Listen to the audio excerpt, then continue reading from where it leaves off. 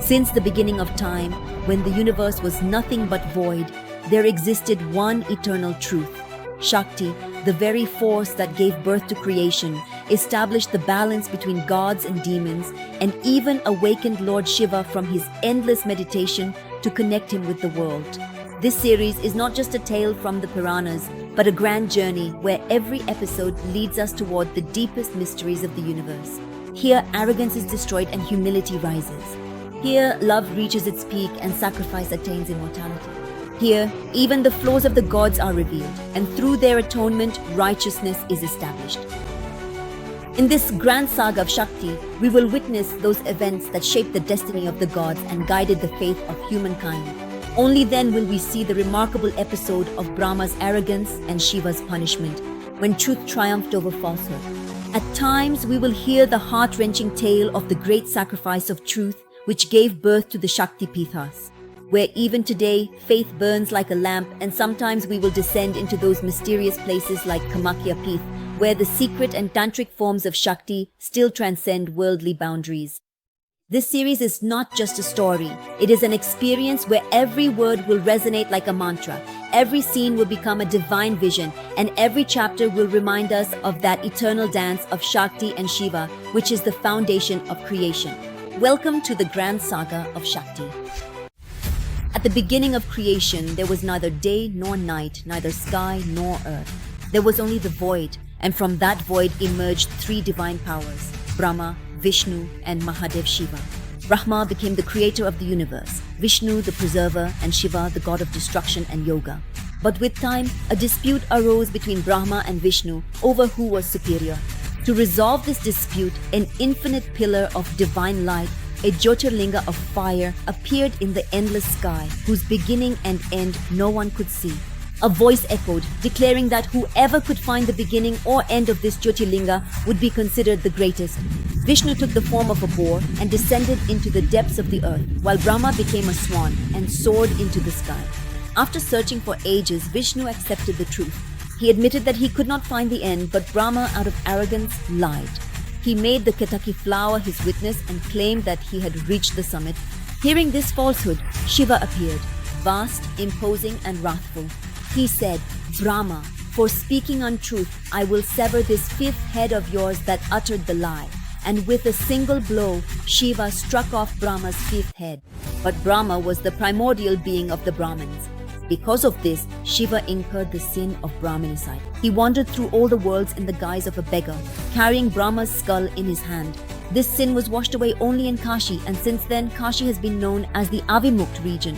Shiva also cursed Brahma that he would not be worshipped anywhere, and even today, Brahma's temples are extremely rare in the world. Sometime later, Sati, who was an incarnation of the primordial Shakti, was born in the house of Daksha Prajapati.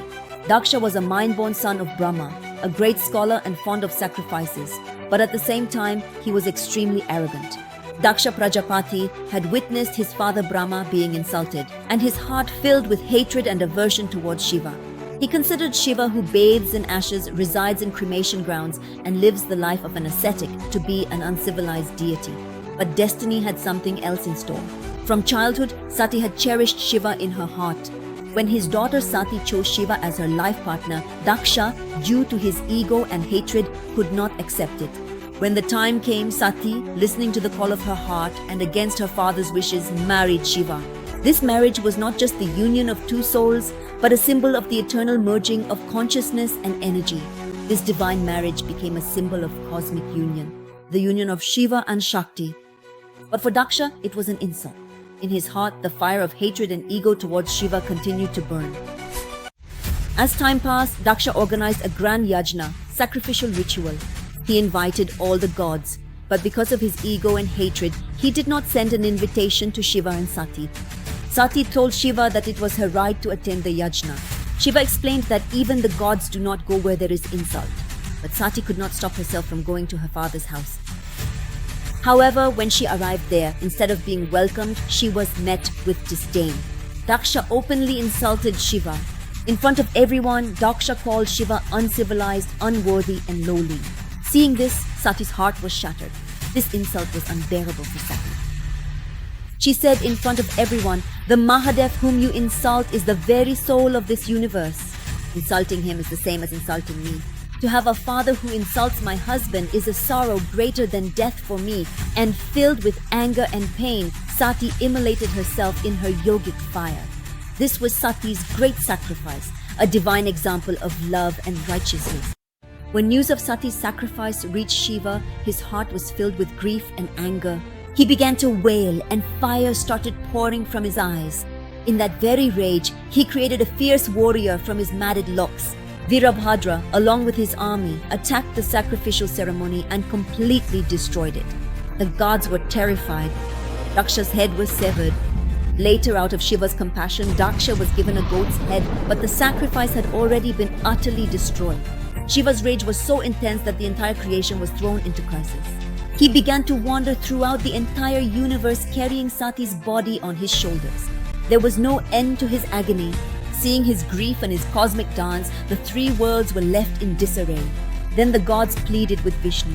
Vishnu, with his Sudarshan Chakra, divided Sati's body into 51 pieces. Wherever these body parts fell, a Shakti Peeth was established. At each Peeth, a goddess took residence along with the form of Shiva, known as Bhairav. Shakti Peeths are not just temples, but the eternal radiance of power on earth. It is said that a total of 51 Peeths manifested, though some traditions consider 52 or even 108. Each Shakti Peeth is associated with a Bhairav and a goddess. Some of the major Shakti Peeths are as follows: Hinglaj Peeth, where Sati's brain fell; Jwalamukhi Peeth, where her tongue fell and fire itself manifested; Sharada Peeth, where her right hand fell; Atta Peeth, where her lips fell; Kamakya Peeth, where her yoni, genital part, fell, and even today, it remains the greatest center for tantric practices. Every Shakti Peeth reminds us of that immortal union of Shakti and Shiva. This story teaches us that ego, even if it belongs to the gods, ultimately leads to destruction. Truth and sacrifice are the foundation of Dharma, and the union of Shakti and Shiva is the balance of creation. Sati's great sacrifice and the birth of the Shakti Peeths are not just mythological events, but an eternal truth that still reminds us today. Where there is Shakti, there is Shiva, and where there is Shiva, the eternal dance of the universe begins. In this way, Sati's great sacrifice was not merely an end, but the very moment when the seeds of Shakti sprouted across the entire land of India. Wherever the parts of Sati's body fell, Shakti Peethas emerged there as endless flames of Shakti on earth. Among these, there is one such mysterious place whose energy remains unique and filled with unknown mysteries even today. It is said that here, the goddess's power took on such a form that only secret practitioners can fully experience it. The secret traditions of this place, its extraordinary rituals, and the unique festival held once a year, all these together make it a living symbol of power and mystery. So viewers, in our next chapter, we will explore the center of that mysterious power, where the wondrous secret of creation and energy is still alive today, and which seekers and devotees travel from far and wide to witness. To discover more such divine, mysterious, and unique topics, stay tuned every Wednesday and Sunday for a new chapter of the epic saga of Shakti.